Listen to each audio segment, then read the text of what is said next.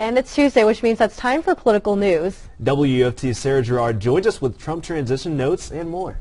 And we start with the former Florida governor and a U.S. senator who are making the case that it's not elected officials but engaged citizens who really make a difference in American life.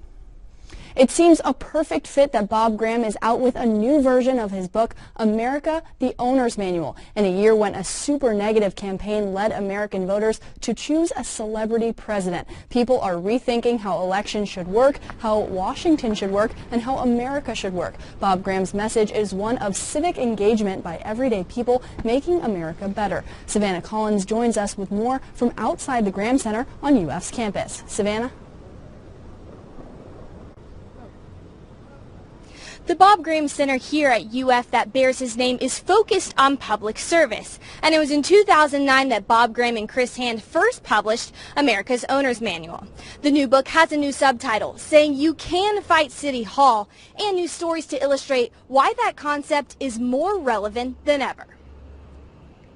The fact that there are so many people so dissatisfied that this is exactly the time when we need to look for initiatives that will get citizens directly involved. Americans have shown us day after day and time after time that citizens can be effective in moving the government in their direction.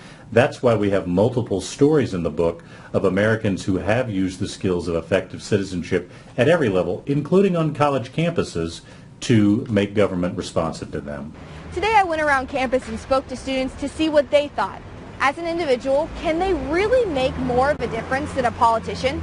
No. I think politicians have their own ways of making an impact no matter what the people think. The way that we envision ourselves as citizens and like the role that we think we should play, I think it's unrealistic. Everything has a domino effect, I believe. So I think that if everyone gets involved in the small things, it can make a big difference in the long run. We just overlook the things that are happening in our city of Gainesville. And I can't even tell you too much about our local government here in Gainesville. There's a lot more of us than there are people that hold office, and if people were to come together and work towards a common goal, there's so much that we could accomplish that isn't getting done right now.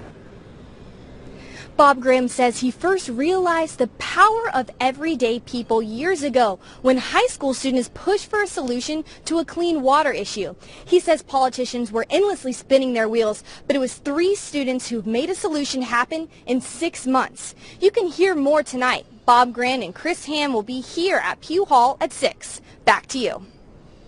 Thank you, Savannah. There are 54 new congressional House members in Washington, D.C. this week going through orientation and preparing to be sworn into their new roles in January. As for the 10 from Florida, Al Lawson replaces Corrine Brown in a new district stretching from Jacksonville to Tallahassee. He will be joined by fellow Democrats Stephanie Murphy, Darren Soto, Val Demings, and former Governor Charlie Crist. From the Republican Party, it's Matt Gaetz out west, Neil Dunn representing all the Big Bend counties, and also John Rutherford, Brian Mast, and Francis Rooney.